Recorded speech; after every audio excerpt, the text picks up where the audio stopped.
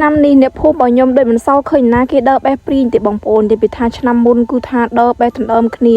ហើយថ្ងៃនេះគឺថាខ្ញុំមកបេះព្រីងបងប្អូនអើយខ្ជិលនៅផ្ទះអបសក់ណាពី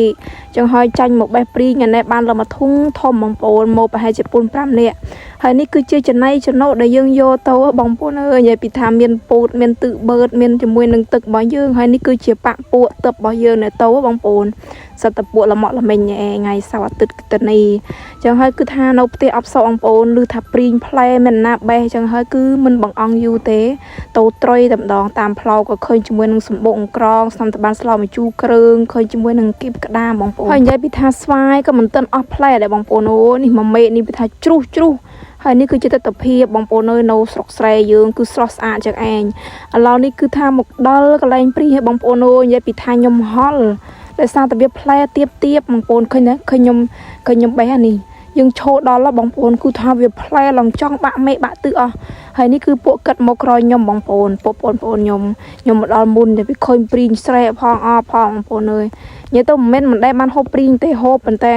លោកនេះគឺថាម៉ូមិនដែលឃើញមានណាបេះទៅក៏វាបាក់មេអស់បងប្អូននេះគឺជាព្រីងដែលជ្រុះបងប្អូនដែលមានណាមកបេះទៅក៏ជ្រុះឡាយលហេអស់ហើយមកដើមនេះគឺថាឡើងស្រួលទេបងប្អូនជាពិសេសនោះគឺថាបេះស្រួលតែម្ដងបងប្អូនខ្ញុំទៀបទេតែអាចឈោបបេះបាន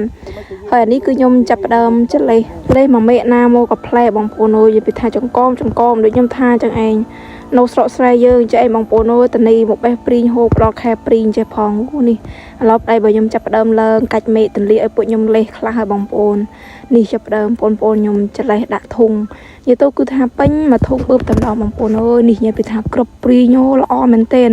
ដោយសារតែវាត្រូវភ្លេងបងប្អូននេះគ្នាផលឡើងប្រេះតែម្ដងនិយាយពីថាមួយម៉ាត់ទៅជូអែមមកជាមួយនឹងបុកអំបិលម្ទេសខ្ចីស្អិតចេះផងបងប្អូនហើយនេះគឺខ្ញុំឲ្យប្តីរបស់ខ្ញុំកាច់លេះទន្លាឲ្យបងប្អូនតែមិនលេះទាំងមេធំទេកាច់មេទួយបងប្អូនយើងយកមកលេះយើងកុំលេះច្រើនពេកខាងលុតអាចពូជថ្ងៃក្រោយពុយប្រលេះមើលទៅប្តីរបស់ខ្ញុំគឺនៅលើចុងឈើបងប្អូនអើយគឺថាចិត្តនឹងធ្លាក់ខ្ញុំថតមិនទឿនណាកន្លែងធ្លាក់បលងពីវតែម្ដងនិយាយទៅចាដោយសារតែអង្ក្រងបងប្អូនអង្ក្រងដាញ់ទៅក៏នេះចាប់ដើមកាច់ទន្លាឲ្យខ្ញុំទៀតហើយនិយាយពីថាផ្លែបងប្អូនណាដែលចង់ហូបព្រីងបងប្អូននៅផ្ទះរបស់ខ្ញុំមាននិយាយទៅហូបមិនទាន់អស់ទេមួយធុងនេះបងប្អូននិយាយទៅឲ្យបងប្អូនដើរលក់ដែរតែវាមិនណាដើរលក់បងប្អូនចង់បានមកហូបមកយកហ្វ្រីមកមិនលក់ទេចាហើយនេះគឺជាមេដែលប្តីខ្ញុំបាក់បងប្អូនអើយគឺថាមិនចង់បំផ្លាញទេពេលតែកាប់ទៅដាច់ប៉ត់មកធ្លាក់តែមនុស្សហើយនេះគឺជាព្រីងបងប្អូននៅមួយធុងនេះមិនទួយទេបងប្អូនចាខ្ញុំប្រឡែប្រហែលជា1 ម៉ោងខ្ញុំហល់ដល់ក្របព្រីងតែវាខ្មៅស្រាប់ល្អហើយវាផូហូបទៅក្របគេតូចតែបងប្អូនអើយនេះមកដល់ផ្ទះចាក់សណ្ដែលក្នុងកញ្ច្រែងហើយនេះគឺបងប្អូនខ្ញុំវាមិនបានទៅបេះទេវាបានតែហូបណែបងប្អូនវីដេអូទៅព្រៃមានតែប៉ុណ្្នឹងឯងបងប្អូនជួបគ្នានៅវីដេអូក្រោយបាយ